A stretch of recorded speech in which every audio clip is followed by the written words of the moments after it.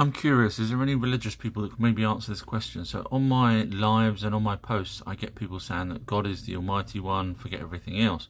However, if you actually look here, you'll see that the Sumerians had gods prior to the Bible God, and also the ancient Egyptians did. So in other words, the God that we're aware of in the Bible is actually newer than these other ones. And of course, if you look down here, other races ended up having their own gods. So one of them was probably right and the other one wasn't. Now, the Bible God comes along in about 2000 BCE approximately, which means they possibly copied the older texts. Funny enough, we've got the older text here where it's talking about the gods, the 12 gods of Sumeria. So could someone answer why the older texts are not correct as correct gods, but the newer one is, e.g. the Bible? Interesting fact, Israeli researchers have created an AI to translate Akkadian text. Now, Akkadian came after Sumerian, which was the very first texts. And it goes on to say that AI computer can now read these and translate it. However, in fact, you can actually even do it with ChatGPT. So I've wrote, right in Akkadian, the Anunnaki were real and Enlil and Enki were half brothers and princes. And it basically comes out and it can actually type, this is what it's wrote, it's replied, and then it breaks it down of how it says it. So then I asked, what does this mean, just to make sure that it definitely can read Akkadian as well, which it can. So you don't need Israeli researchers as long as you've got the actual text. Now, obviously, if a computer can read an old tablet like this, that's amazing. But if you've got the text already, you can actually just use something like ChatGPT to figure it out. 5-million-year-old ANUNNAKI spaceship found on Moon with alien bodies during the secret Apollo 20. While there's possibly an ancient spaceship on the Moon with a dead body that they found on possibly one of the Apollo missions, it certainly wasn't Anunnaki. And this is what frustrates me when I watch TikTok videos where people have no clue. So that's what you saw just a second ago on the thing where it said 1.5 million years ago. No, the Anunnaki came here 450,000 years ago. And if you actually read the text, the first time they actually left their home planet was about 500,000 years ago. So there's no way that that spaceship would be on the Moon, the Anunnakis. Which is why you should follow me, because I'm the only one that actually gives it as it is. I won't make lies up and I won't do clickbait. Oh my God, Jesus, Mother Mary, look at that. A giant full-size Noah's Ark. And it was created by Ken Ham in Kentucky. And it cost $100 million to build. But he's wrong. He's done a lengthways, whereas the actual Ark, this guy has the original tablets where Enki, which was a Sumerian god, which was one of the Anunnaki, tells the Zudra to build the Ark. And he gives it dimensions and sizes, etc. And you'll find that it's actually round. So, unfortunately, this guy's spent $100 million on something that's not correct. But the thing is, even ChatGPT admits that the oldest boats were basically round, which is really weird because technically that is a better design than a round one for going. So why do the Anunnaki seem so advanced sometimes, and yet really that is a better design than a circle boat, is it? The alien blood type RH negative, what's that got to do with Skinwalker Ranch, I hear you ask? Well, it has to do with the frequency 1.6 gigahertz that they've been finding. It actually has an effect on the RH negative people. To find out more, subscribe to Blue Moon Sigma. Now, she used to have a channel called Blue Moon Sigma on TikTok, but they banned her because she was obviously talking about stuff that was true. So she's now had to create an account that's got Blue Moon Sigma 2. She's trying to get back her followers so she can carry on doing these live chats.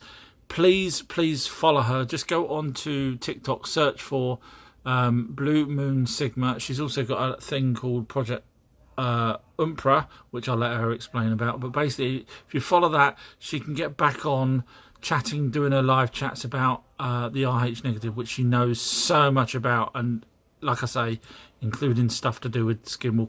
Aliens created humans, and I am doing a video called The Lost Book of Our True History. And it's basically going through all of the stuff that Zecharia Sitchin had done in his book, The Lost Book of Enki. Now, people say that he's made that up and he's talking a lot of rubbish and blah, blah, blah.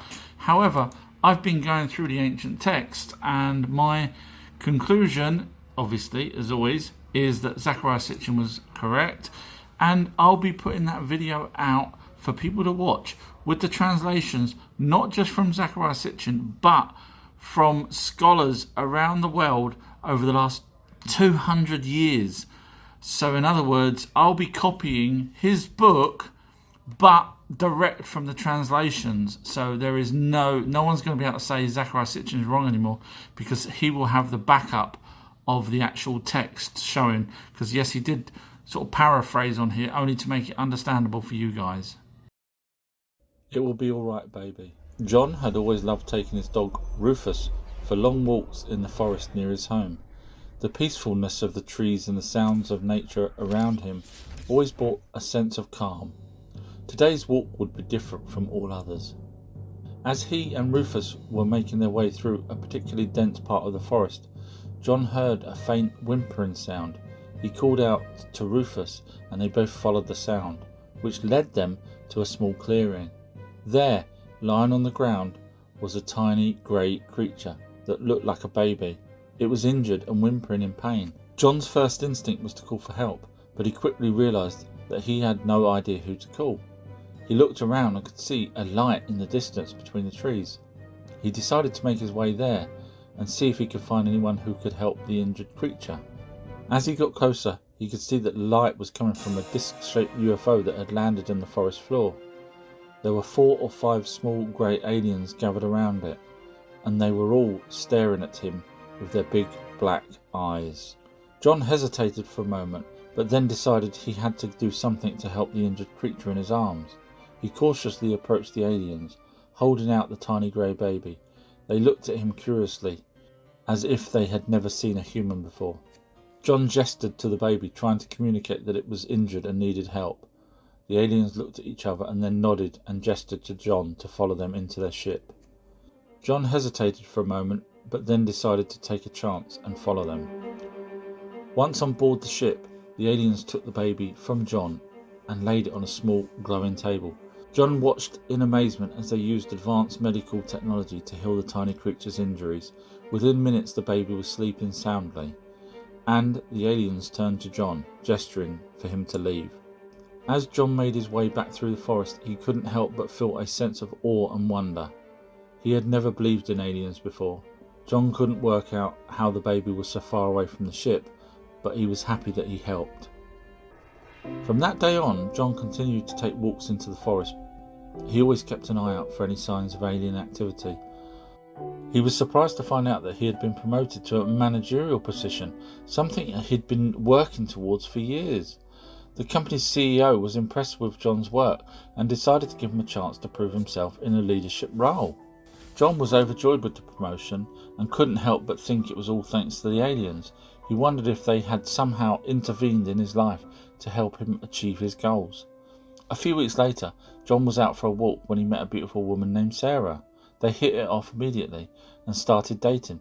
Sarah was intelligent, kind and beautiful. To John's surprise, he also started having incredible luck with scratch cards. He won small amounts at first, but then hit the jackpot and won a substantial amount of money. As time passed, John's good fortune continued. He was able to invest his winnings and started making smart financial decisions. He eventually became so successful that he was able to buy the company that he'd been working for. He never forgot about the aliens and the incredible luck they had brought him. He often wondered if they were watching over him, slightly guiding him towards success. One day, as John was walking his dog in the same forest where he had first encountered the aliens, he saw a bright light in the sky. He smiled to himself, feeling like the aliens were saying hello and letting him know that they were still watching over him.